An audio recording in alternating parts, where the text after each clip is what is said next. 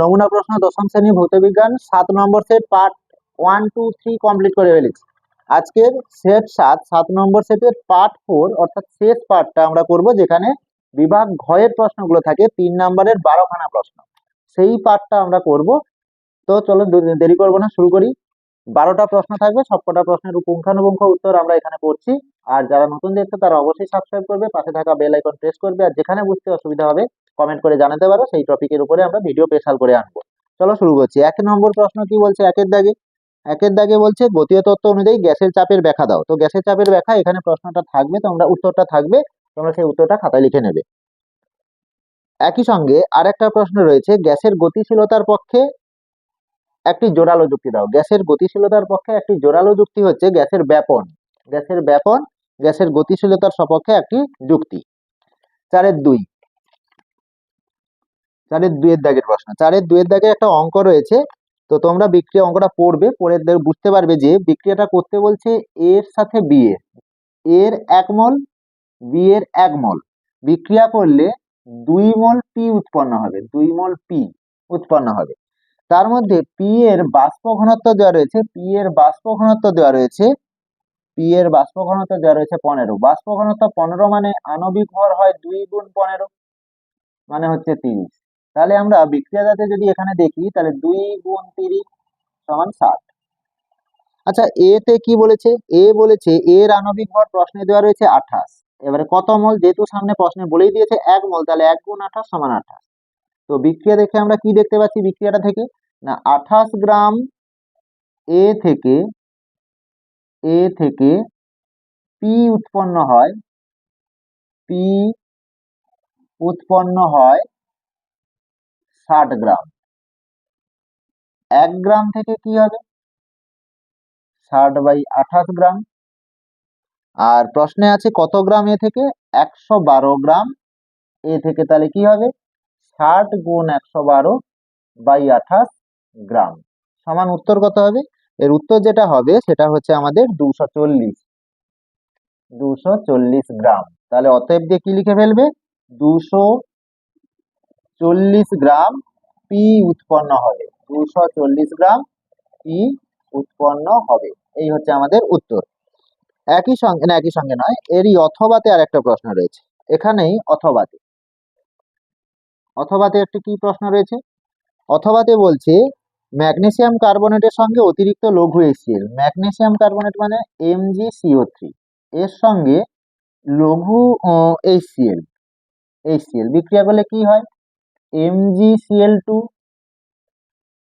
Plus carbon die oxide plus জল। সমতা বিধানের সময় এই 2HClটা এখানে সমতা বিধানের জন্য 2 দিলাম। এবারে প্রশ্নে দেওয়া রয়েছে 126 গ্রাম ম্যাগনেসিয়াম কার্বনেট, এটার ভর দেওয়া রয়েছে, আর বার করতে হবে কত গ্রাম কার্বন ডাই অক্সাইড এটা রয়েছে। তাহলে এটার আণবিক ভর বার করে ফেলি, বা সংকেত ভর, যেহেতু এটা কত হবে? ম্যাগনেসিয়ামের 24 দেওয়া রয়েছে, কার্বনের 12, অক্সিজেনের 16 3 48, এইটাকে যোগ করলে যেটা দাঁড়ায় সেটা হচ্ছে আমাদের 84। কার্বন ডাই অক্সাইডের কার্বনের 12, অক্সিজেনের 16 2 32, তাহলে কত হলো? 44 বেরোলো। এবারে আমরা অঙ্কটাকে করব। কি বলেছে? 126 গ্রাম MgCO3 থেকে কত গ্রাম কার্বন ডাই অক্সাইড উৎপন্ন হবে? তো আমরা বিক্রিয়া দেখে কি দেখতে পাচ্ছি? বিক্রিয়া থেকে দেখতে পাচ্ছি 84 গ্রাম MgCO3 থেকে CO2 উৎপন্ন হয় 44 গ্রাম। 1 থেকে কত হবে? 44/84 গ্রাম। আর প্রশ্নে দেওয়া রয়েছে 126 গ্রাম থেকে কত উৎপন্ন হবে? তাহলে 44/84 ইন্টু 126 গ্রাম। এইটাকে কাটাকুটি করলে যেটা দাঁড়ায় সেটা হচ্ছে আমাদের 66 গ্রাম। তাহলে অতএব 66 গ্রাম কার্বন ডাই অক্সাইড উৎপন্ন হবে। এই হচ্ছে আমাদের উত্তর। এটা 1 নম্বর। এর সঙ্গে আরো প্রশ্ন রয়েছে, এই প্রশ্নটার সঙ্গে আরো রয়েছে, বলছে কত মোল কার্বন ডাই অক্সাইড হবে? সেম প্রশ্নে কত মোল, কার্বন ডাই অক্সাইডের মোল সংখ্যা বার করতে গেলে, মোল সংখ্যা কত মোল উৎপন্ন হবে বার করতে গেলে, তাহলে মোল সংখ্যার সূত্র কি? মোল সংখ্যা সমান ভর বাই আণবিক ভর। ভর কত? ভর হচ্ছে 66, আর আণবিক ভর কত কার্বন ডাই অক্সাইডের? কার্বন ডাই অক্সাইডের মোল সংখ্যা বার করতে বলছে, তাহলে কার্বন ডাই অক্সাইডের ভর কত বেরোলো? 66 গ্রাম। আণবিক ভর কত? 44। ভাগ করলে যেটা হয় 11 6 66, 22 দিয়েও যদি কেটে দিই, 22 3 22 2, অর্থাৎ 3/2 মানে হচ্ছে 1.5 মোল, এত মোল কার্বন ডাই অক্সাইড তৈরি হবে। একই সঙ্গে বলেছে এসটিপিতে ওই প্রশ্নে, একই প্রশ্নে বলছে কত আয়তনের কার্বন ডাই অক্সাইড তৈরি হবে। তাহলে কার্বন ডাই অক্সাইডের আয়তন কত হবে? CO2 এর আয়তন, CO2 এর আয়তন হবে, আয়তন সমান 1 মোলের আয়তন 22.4 লিটার। তাহলে 1.5 মোলের আয়তন কত? 1.5 গুণ 22.4 লিটার, গুণ করলে কত হয়? 33.6, 33.60 লিটার কার্বন ডাই অক্সাইড তৈরি হবে। এই হচ্ছে আমাদের উত্তর। এই হচ্ছে আমাদের কত দাগে? এটা 4/2 অথবা, 4/2 অথবার দাগের প্রশ্ন, 4/2 অথবা। চলো এরপরে কি বলেছে? 4/2, 4/3 দেখি। 4/3 বলেছে একটি একটি রিভেট করা দ্বিধাতব পাতকে উত্তপ্ত করলে বেঁকে যায় কেন? আচ্ছা, দ্বিধাতব পাত মানে কি? দুটি ধাতুর পাত। এবারে দুটি ভিন্ন ধাতুর যেহেতু পাত, তাহলে দুটি ভিন্ন ধাতুর উপাদান আলাদা। উপাদান আলাদা মানে তাদের দৈর্ঘ্য প্রসারণ গুণাঙ্ক আলাদা। দৈর্ঘ্য প্রসারণ গুণাঙ্ক আলাদা হওয়ার কারণে সমপরিমাণ তাপ যদি তাদেরকে প্রয়োগ করা হয়, তাহলে তাদের দৈর্ঘ্য প্রসারণটাও আলাদা হবে, সেই কারণে সেটা বেঁকে যায়। তারপরে বলেছে দেখাও যে দৈর্ঘ্য প্রসারণ গুণাঙ্কের একক দৈর্ঘ্যের এককের উপরে নির্ভরশীল নয়, কিন্তু উষ্ণতার এককের উপরে নির্ভরশীল। কি করে করবো এটা? কি করে করা যাবে? তো দৈর্ঘ্য প্রসারণ গুণাঙ্ক হচ্ছে আলফা সমান, সূত্র থাকে L2 minus L1 by L1 into T2 minus T1। তো L2 মাইনাস L1 মানে দৈর্ঘ্যের একক, উপরে দৈর্ঘ্য প্রসারণ, তো দৈর্ঘ্য বৃদ্ধি বা হ্রাস, দৈর্ঘ্যের প্রসারণ, তাহলে দৈর্ঘ্যের একক বসবে উপরে। নিচে কি হবে? L1, L1 মানে হতো সেই প্রাথমিক দৈর্ঘ্য, মানে তো দৈর্ঘ্যের একক, দৈর্ঘ্যের একক, ইন্টু T2 মাইনাস T1 মানে উষ্ণতার একক, উষ্ণতার একক। এবারে কি হবে? দৈর্ঘ্যের একক, দৈর্ঘ্যের একক কাটলো, পড়ে থাকলো 1 ডিভাইড বাই উষ্ণতার একক। তাহলে কি দেখা যাচ্ছে? দৈর্ঘ্য প্রসারণ গুণাঙ্ক সমান, দৈর্ঘ্য প্রসারণ গুণাঙ্কের একক সমান 1 বাই উষ্ণতার একক, অর্থাৎ দৈর্ঘ্য প্রসারণ গুণাঙ্কের একক শুধুমাত্র উষ্ণতার এককের উপরে নির্ভরশীল। 4/4, 4 দাগে 4 প্রশ্ন। 4 নম্বর প্রশ্ন কি বলা আছে? 4 প্রশ্ন বলছে একটি প্রতিসারক মাধ্যমে আলোক রশ্মি আপতনের পর প্রতিসৃতি হয় 15 ডিগ্রি চ্যুতিকোণ সৃষ্টি হলো। চ্যুতিকোণ ডেল্টা সমান 15 ডিগ্রি। বলেছে আপতন কোণ প্রতিসরণ কোণের 4/3 গুণ হয়। তাহলে আমরা যদি প্রতিসরণ কোণকে আর ধরে নিই, প্রতিসরণ কোণটাকে ধরে নিচ্ছি আর, তাহলে আপতন কোণ কত হবে?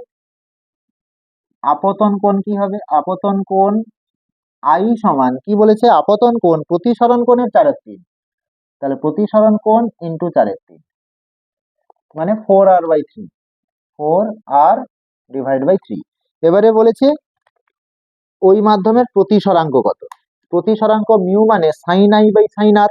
তাহলে আগে আমাকে আই এর মান বার করতে হবে, আর এর মান বার করতে হবে। এটা পাবো কি করে? তার জন্য আমাদের চ্যুতিকোণ ডেল্টা রয়েছে। তাহলে ডেল্টা সমান আমরা জানি আই মাইনাস আর, বা দিয়ে ডেল্টা মানে কত? 15 সমান আই মানে হচ্ছে 4r/3 মাইনাস আর, বা দিয়ে 15 সমান, এটাকে সরল করলে 4r মাইনাস 3r/3 মানে r/3। তার মানে আর সমান কত বেরোলো? 15 3 45, 45 ডিগ্রি। তাহলে আর বেরোলো 45। আপতন কোণ আই সমান কত বেরোবে? আই সমান তো আছে 4r/3, 4r/3 মানে 4 ইন্টু 15 45, 4 ইন্টু আর, আর এর ভ্যালু 45, 45/3, 3 15, 60 ডিগ্রি, 60 ডিগ্রি আই এর মান। তাহলে অতএব প্রতিসরাঙ্ক মিউ সমান কি? Sine i by sine r. Sine i মানে সাইন অফ 60 ডিগ্রি, আর সাইন আর মানে সাইন অফ 45 ডিগ্রি। এবারে মান বসাতে হবে। মান বসালে সাইন 60 ডিগ্রি মানে √3/2, সাইন 45 ডিগ্রি মানে 1/√2। তাহলে √3/2 ইন্টু √2/1। আমরা কি করব, √2 দিয়ে উপর নিচে গুণ করে দেবো। √2 দিয়ে উপর নিচে গুণ করলে কি করে থাকে, √3 ইন্টু 2 ডিভাইড বাই 2 √2, 2 কাটলো সমান √3/2, √3/2 মানে √3/2। এই হচ্ছে আমাদের প্রতিসরাঙ্ক। একই সঙ্গে আর একটা প্রশ্ন বলছে, একই সঙ্গে আর একটা প্রশ্ন বলা আছে যে আপতন কোণ 45 ডিগ্রি হলে প্রতিসরণ কোণ কত হবে। ওই প্রশ্নে, সেম প্রশ্নে আপতন কোণ 45 ডিগ্রি, প্রতিসরণ কোণ 30 ডিগ্রি হলে প্রতিসরাঙ্ক। তাহলে সেক্ষেত্রে প্রতিসরাঙ্ক সমান কি হবে, সাইন আই বাই সাইন আর সমান সাইন আই মানে sign 45 divide by sine r মানে সাইন 30। সাইন 45 এর মান 1/√2, সাইন 30 এর মান হাফ, তার মানে 2/√2। উপর নিচে √2 দিয়ে যদি গুণ করি তাহলে আসবে 2√2/2 মানে √2 মানে 1.414, অর্থাৎ প্রতিসরাঙ্ক হবে কত, 1.414। এই হচ্ছে আমাদের 4-4 উত্তর। এই 4.4 এটা মানে 4-4 দাগেরটার সঙ্গে একটা অথবা রয়েছে, আর একটা অথবার প্রশ্ন। তো এই হচ্ছে 4 নম্বর প্রশ্ন গেল, 4 দাগে 4 নম্বর প্রশ্ন। এরপরে কি, এরপরে হচ্ছে আমাদের এই 4 দাগে 4 অথবাতে আর একটা প্রশ্ন। যারা নতুন দেখছো, যারা সাবস্ক্রাইব করোনি, অবশ্যই সাবস্ক্রাইব করবে এবং পাশে থাকা বেল আইকন প্রেস করবে, কারণ এই প্রশ্ন, এই যে সেটটা আমরা করছি, খুব মারাত্মক মারাত্মক প্রশ্ন রয়েছে, ইম্পর্টেন্ট, আসার সম্ভাবনা প্রবল। তো সেই কারণে এখানে প্রশ্নগুলো খুবই গুরুত্বপূর্ণ। 4-4 অথবাতে কি বলা আছে, একটি বস্তুর দৈর্ঘ্য 3 সেমি, উত্তর লেন্সের সামনে 1.5 সেমি দূরত্বে রেখে 6 সেমি দৈর্ঘ্যের প্রতিবিম্ব পাওয়া গেলে রৈখিক বিবর্ধন ও প্রতিবিম্ব দূরত্ব কত। তো রৈখিক বিবর্ধন এম সমান প্রতিবিম্ব দূরত্ব, আমি পুরোটা লিখছি না, প্রতিবিম্ব দৈর্ঘ্য যেহেতু দেওয়া রয়েছে, দৈর্ঘ্য দিয়ে করি আগে। প্রতিবিম্ব দৈর্ঘ্য বা উচ্চতাও তুমি লিখতে পারো, প্রতিবিম্ব দৈর্ঘ্য বাই বস্তু দৈর্ঘ্য সমান প্রতিবিম্ব দৈর্ঘ্য কত, প্রতিবিম্ব বলেছে 6 সেমি দৈর্ঘ্যের প্রতিবিম্ব পাওয়া গেল, তার মানে 6 সেমি। বস্তু দৈর্ঘ্য কত, 3 সেমি, 3 2 6 সমান 2। এবারে বলেছে দূরত্ব কত, প্রতিবিম্ব দূরত্ব কত হবে। তো রৈখিক বিবর্ধন বেরোলো, প্রশ্নে তো চাইছে রৈখিক বিবর্ধন কত, তো রৈখিক বিবর্ধন বেরোলো। এরপরে রৈখিক বিবর্ধন সমান আমরা জানি প্রতিবিম্ব দূরত্ব,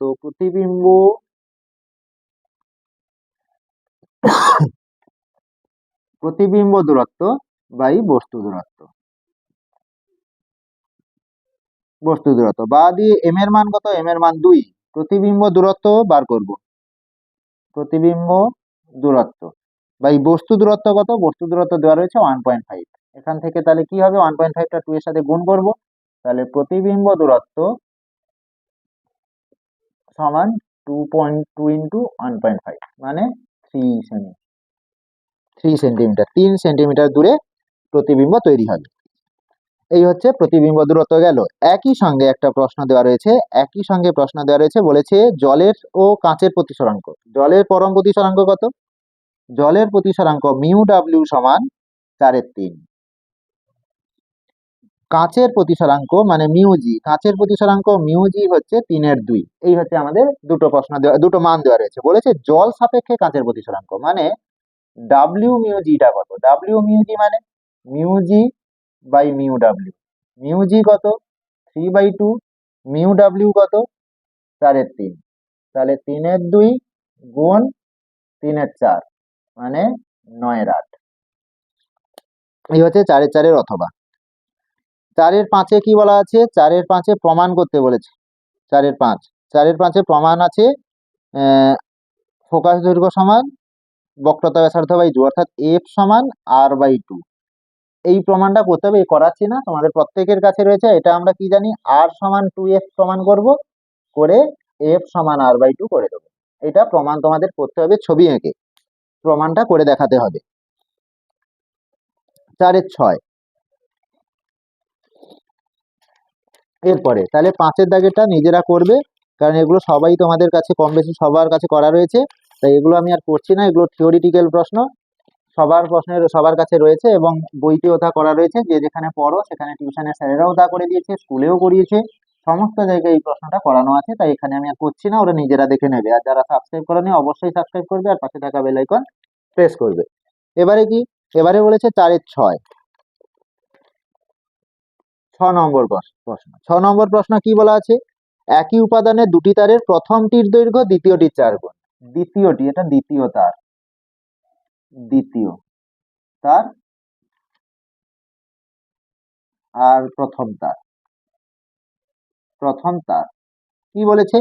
প্রথম তারের দৈর্ঘ্য দ্বিতীয়টির 4 গুণ। তাহলে দ্বিতীয় তারের দৈর্ঘ্য যদি এল হয়, প্রথম তারের দৈর্ঘ্য হবে 4L। প্রথম তারের রোধ দ্বিতীয়টির দ্বিগুণ। দ্বিতীয়টির যদি রোধ আর হয়, প্রথম তারের রোধ হবে 2R। প্রশ্নে কি বলা আছে? প্রশ্নে বলছে প্রথমটির দৈর্ঘ্য দ্বিতীয়টির 4 গুণ। তাহলে দ্বিতীয়টির দৈর্ঘ্য এল ধরলাম, তাহলে প্রথম তারের দৈর্ঘ্য হবে 4L। দ্বিতীয়টির রোধ আর ধরলাম, প্রথমটির রোধ হবে 2R। উপাদানটা একই উপাদান বলেছে, মানে এরও রোধাঙ্ক রো, এরও রোধাঙ্ক রো। ক্ষেত্রফলের অনুপাত কত? প্রথম তারের ক্ষেত্রফল ধরে নিচ্ছি A1, এর ক্ষেত্রফল A2। তাহলে আমরা কি জানি? প্রথম তারের ক্ষেত্রে যদি রোধের সূত্র ফেলি, আমরা রোধের সূত্র কি জানি? রোধ আর সমান রো এল বাই, এই হচ্ছে আমাদের সূত্র। তো প্রথম তারের রোধ কত? প্রথম তারের রোধ হচ্ছে 2R সমান রো, রো মানে রো, এল, এল মানে 4L দৈর্ঘ্য, ডিভাইড বাই এ বলতে A1। দ্বিতীয় তারের ক্ষেত্রে যদি রোধের সূত্র ফেলি, রোধ আর বলা আছে, আর সমান রো, এল বলতে দৈর্ঘ্য এল, ডিভাইড বাই A2। এখন আমরা কি করব? অনুপাত করে দেবো 2R বাই আর। কি করলে কি হবে? Row into 4L divide by A1 into A2 উপরে উঠবে, নিচে রো ইন্টু এল। এল এল কাটলো, রো রো কাটলো, তাহলে পড়ে আছে 4A2 বাই A1। আর আর কাটলো, তাহলে বাকি বা 2 সমান 2, A1টাকে এবার গুণ করে দিই, সমান 4A2 বা দিয়ে A1 বাই A2 সমান 4/2, মানে 2/1, মানে হচ্ছে 2:1। অর্থাৎ ক্ষেত্রফলের অনুপাত কত গেল? A1:A2 ইকুয়ালস টু 2:1, অর্থাৎ ক্ষেত্রফলের অনুপাত হবে 2:1। এই হচ্ছে আমাদের 4-6। 4-6, 4-6 অথবা দাগের প্রশ্ন দেখবে পরে। 4-6 অথবা। 4-6 অথবাটা কি বলছে? 4-6 অথবা, একটি 300 ওয়াটের টিভি প্রতিদিন 1 ঘন্টা, 1000 ওয়াটের গিজার প্রতিদিন 15 মিনিট করে চলে। কোনটাতে বেশি শক্তি ব্যয়িত হবে? প্রতিদিন কোনটাতে বেশি শক্তি, এটাই প্রশ্নে রয়েছে। তো আমাকে ক্যালকুলেশন করতে হবে না। টিভি একদিনে তড়িৎ শক্তি ব্যয় করে, তড়িৎ শক্তি ব্যয় করে, কত তড়িৎ শক্তি ব্যয় করে, অর্থাৎ কত কিলোওয়াট ঘন্টা বা কত বিওটি তড়িৎ শক্তি ব্যয় করে সেটা নেন করে, সমান কত করে, কত ওয়াট দেওয়া রয়েছে? 300 ওয়াট। 1000 দিয়ে ভাগ করলে কিলোওয়াট হলো, ইন্টু ঘন্টা, কত ঘন্টা চলে? 1 ঘন্টা চলে, 1 ঘন্টা, তাহলে কিলোওয়াট ঘন্টা বেরোলো, সমান 0.3 কিলোওয়াট ঘন্টা। আচ্ছা, গিজার, গিজার কি করছে? গিজার একদিনে তড়িৎ শক্তি ব্যয় করে সমান কত আছে? 1000 ওয়াটের গিজার রয়েছে, বাই 1000, তাহলে কিলোওয়াট হলো, ইন্টু 15 মিনিট। 15 মিনিট মানে 15 ডিভাইড বাই 60, এত ঘন্টা, মানে কিলোওয়াট ঘন্টা। এটা কিলোওয়াট আর এটা ঘন্টাতে প্রকাশ করলাম, মিনিটটাকে ঘন্টাতে প্রকাশ করার জন্য 60 দিয়ে ভাগ করলে কত হবে? 1/4। এই কাটলো 15 4 60, 1/4 কিলোওয়াট ঘন্টা, মানে কত? 0.25 কিলোওয়াট ঘন্টা। দেখো, টিভি একদিনে শক্তি ব্যয় করছে কত? 0.3। গিজার একদিনে শক্তি কত ব্যয় করছে? 0.25 কিলোওয়াট ঘন্টা। তাহলে কে বেশি তড়িৎ শক্তি খরচা করছে? অতএব টিভি বেশি তড়িৎ শক্তি ব্যয় করে, টিভি বেশি তড়িৎ শক্তি ব্যয় করে। ব্যাস হয়ে গেল। এবারে বলেছে 1 মাসে বিদ্যুৎ বাবদ খরচ কত হবে? তো এগুলো তো সব একদিনে খরচা বার করা রয়েছে, তড়িৎ শক্তি খরচা। তাহলে একদিনে, একদিনে তড়িৎ শক্তি কত ব্যয় করে? একদিনে তড়িৎ শক্তি ব্যয় করে, মোট মোট দুজনে মিলে কত তড়িৎ শক্তি ব্যয় করে, সমান 0.3 প্লাস 0.25 করলে কত হবে? 0.55 কিলোওয়াট ঘন্টা। আচ্ছা, তাহলে 30 দিনে কত হচ্ছে? 30 দিনে তড়িৎ শক্তি, কারণ আমাদের 1 মাসের কথা বলেছে, তাহলে 0.55 ইন্টু 30 কিলোওয়াট ঘন্টা হলো। তো এইটা আমরা কি করব, এটাকে গুণ করলে যেটা পাওয়া যাবে সেটা হচ্ছে 16.5 কিলোওয়াট ঘন্টা, অর্থাৎ 1 মাসে দুজনে মিলে 16.5 কিলোওয়াট ঘন্টা অর্থাৎ বিওটি তড়িৎ শক্তি ব্যয় করছে। তাহলে 1 মাসে খরচ কত এই কারেন্ট বিলের পিছনে? 1 ইউনিটের মূল্য যদি 6 টাকা হয়, তাহলে অতএব মোট খরচ কত হবে? মোট খরচ হবে 6 টাকা গুণ 16.5 কিলোওয়াট ঘন্টা, এত টাকা। তাহলে গুণ করলে কত হয়? গুণ করলে যেটা দাঁড়াবে সেটা হচ্ছে আমাদের 99 টাকা। 99 টাকা, অর্থাৎ 1 মাসে এই দুজনের প্রতি তার খরচা হবে কত? 99 টাকা খরচা হবে 1 মাসে। হলো 4-এর 6 অথবা 4-এর 7 কি করবো এবারে? 4-এর সাথে, আচ্ছা, 4-এর সাথে বলেছে জলবিদ্যুৎ উৎপাদনের ভিত্তিগত কৌশল। 4-এর 7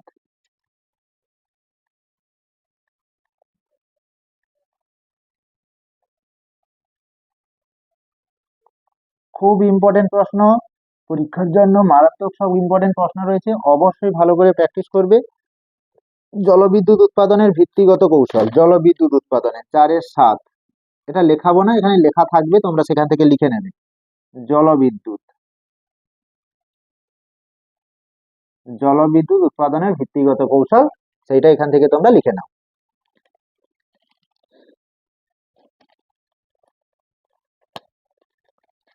এর সঙ্গে 4-এর 7-এর সঙ্গে একটা প্রশ্ন রয়েছে, তড়িৎ বর্তনীতে কোন যন্ত্রটিকে অন অফ ডিভাইস বলে?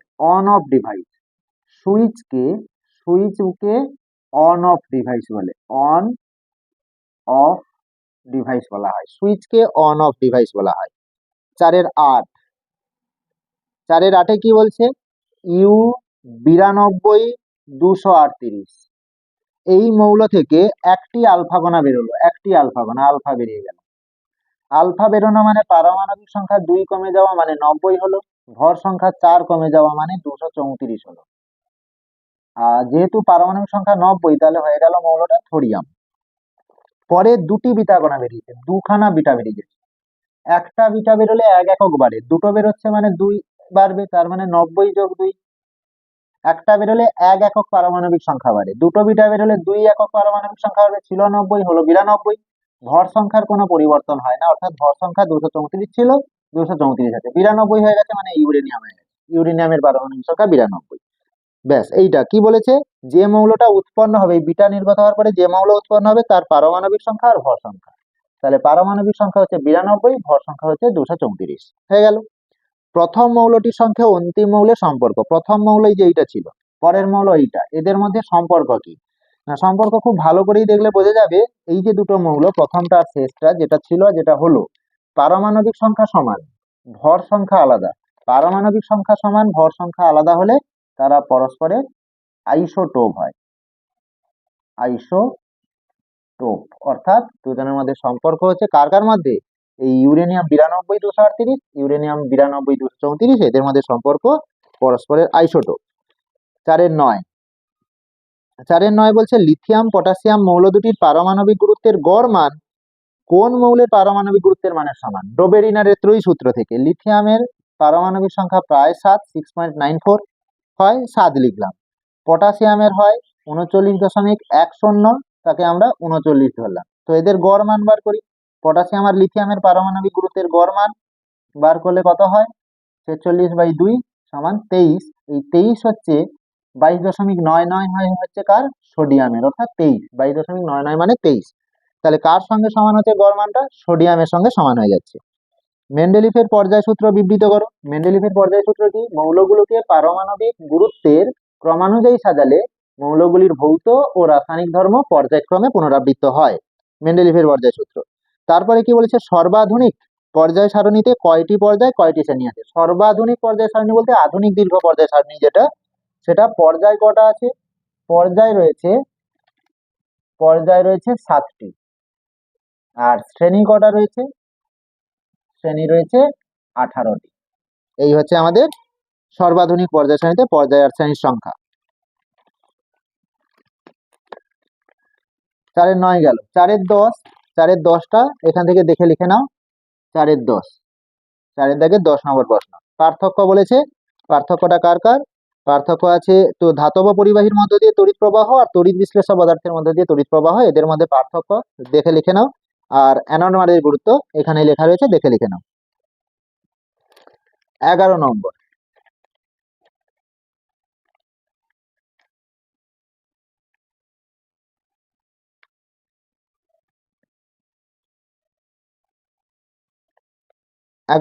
প্রশ্ন কি বলা আছে?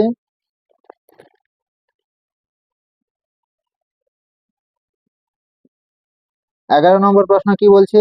হেবার পদ্ধতিতে প্রয়োজনীয় তাপমাত্রা ও চাপ উল্লেখ করে অ্যামোনিয়া প্রস্তুতি রাসায়নিক। হেবার পদ্ধতিতে কি কি দরকার হয় অ্যামোনিয়া তৈরি করতে? নাইট্রোজেন এবং হাইড্রোজেন। তাপমাত্রা এবং চাপ উল্লেখ করতে বলছে। তাপমাত্রা হচ্ছে 450°C, আর তাপমাত্রা হচ্ছে 450°C। চাপ কত? 200 atm চাপ দিলেই অ্যামোনিয়া তৈরি হয়ে যাবে। অ্যামোনিয়া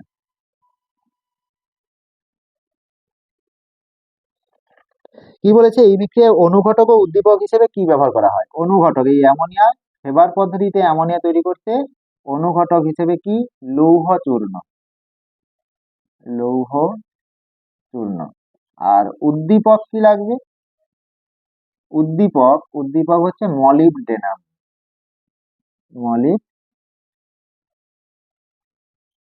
মলিবডেনাম এই হচ্ছে উদ্দীপক। অথবাতে কি রয়েছে? এই 4-এর 11 অথবাতে রয়েছে পর্ষা পদ্ধতিতে H2SO4 প্রস্তুতির প্রয়োজনীয় রাসায়নিক সমীকরণগুলি লেখো। আচ্ছা, সমীকরণগুলো শুধুমাত্র লিখতে হবে, কোনো ব্যাখ্যা বা উত্তর কিছু ভাষা না দিলেও চলবে, বলেছে শুধু সমীকরণগুলো লিখতে। চলো সমীকরণগুলো শুধু লিখি। সমীকরণগুলো কি? প্রথমে সালফার অক্সিজেনের সাথে বিক্রিয়া করে সালফার ডাই অক্সাইড তৈরি করে, পুনরায় সালফার ডাই অক্সাইড উৎপন্ন সালফার ডাই অক্সাইড অক্সিজেনের সাথে বিক্রিয়া করে সালফার ট্রাই অক্সাইড উৎপন্ন করে, যেখানে 450°C দিতে হবে, অনুঘটক দিতে হবে।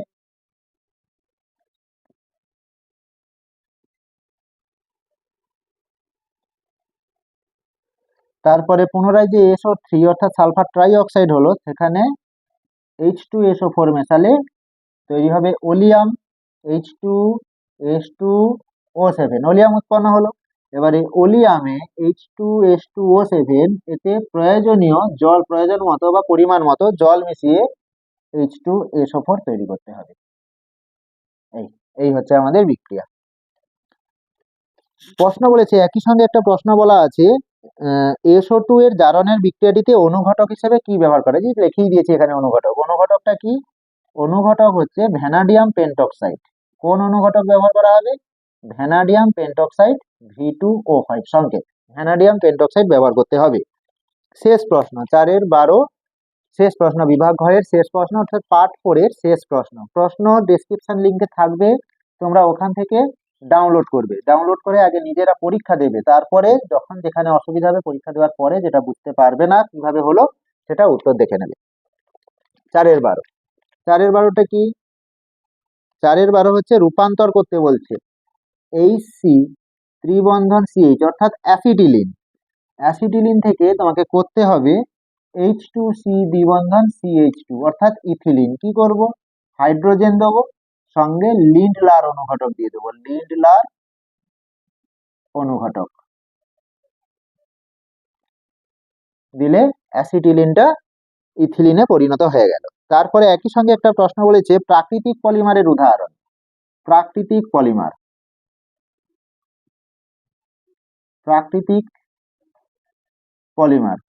পলিমার কোনটা? স্টার্চ লিখতে পারো, স্টার্চ, সেলুলোজ, এগুলো হচ্ছে সব প্রাকৃতিক পলিমার। অথবাতে কি বলছে? 4-এর 12 অথবাতে বলেছে ইথাইল অ্যালকোহল C2H5OH, এই ইথাইল অ্যালকোহল থেকে কিভাবে রূপান্তর করা যাবে ইথিলিনে, H2C দ্বিবন্ধন CH2, ইথিলিন তৈরি করতে কি দিতে হবে? আমরা দিতে পারি অ্যালুমিনিয়াম অক্সাইড, দিতে পারি সঙ্গে 300 ডিগ্রি সেন্টিগ্রেড, 300 ডিগ্রি সেন্টিগ্রেড। এইটা তোমরা দিলে করতে পারো। আরো একটা পদ্ধতি আছে, অ্যালুমিনিয়াম অক্সাইড আর 300 ডিগ্রি সেন্টিগ্রেডের পরিবর্তে তোমরা গারো H2SO4 এবং 170 ডিগ্রি সেন্টিগ্রেডও এখানে বসাতে পারো। গারো H2SO4 এবং 170 ডিগ্রি সেন্টিগ্রেড দিতে পারো এটার পরিবর্তে, এটা সহ নয়, এটা ছাড়া, এটা একটা লিখলাম, এইটা দিলে এইটা তৈরি হবে। এই জিনিসটা ছাড়া Al2O3 আর 300 ডিগ্রি সেন্টিগ্রেড ছাড়া তোমরা ব্যবহার করতে পারো গারো H2SO4 এবং 170 ডিগ্রি সেন্টিগ্রেড। একই সঙ্গে কি দেওয়া রয়েছে, টেফলনের মনোমার। টেফলনের মনোমার, মনোমারটার নাম কি? টেফলনের মনোমার। টেফলনের মনোমার হচ্ছে টেট্রাফ্লুরোইথিলিন।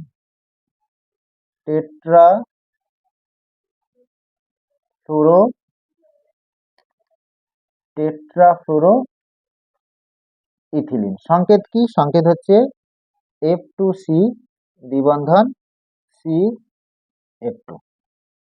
এই এই হচ্ছে আমাদের প্রশ্ন, সব কটা প্রশ্নের উত্তর একদম ডিটেলস করা রয়েছে। তোমরা আগে ডেসক্রিপশন লিঙ্ক থেকে প্রশ্নটা ডাউনলোড করে নিজেরা পরীক্ষা দিয়ে তারপরে 4টে পার্ট রয়েছে, 7 নম্বর সেটের 4টে পার্ট, সেই 4টে পার্টের উত্তরগুলো তোমরা মিলিয়ে নেবে। আর যারা দেখো সাবস্ক্রাইব করোনি এখনো, তারা অবশ্যই সাবস্ক্রাইব করবে আর পাশে থাকা বেল আইকন প্রেস করবে আর বন্ধুদের মাঝে অবশ্যই শেয়ার করবে।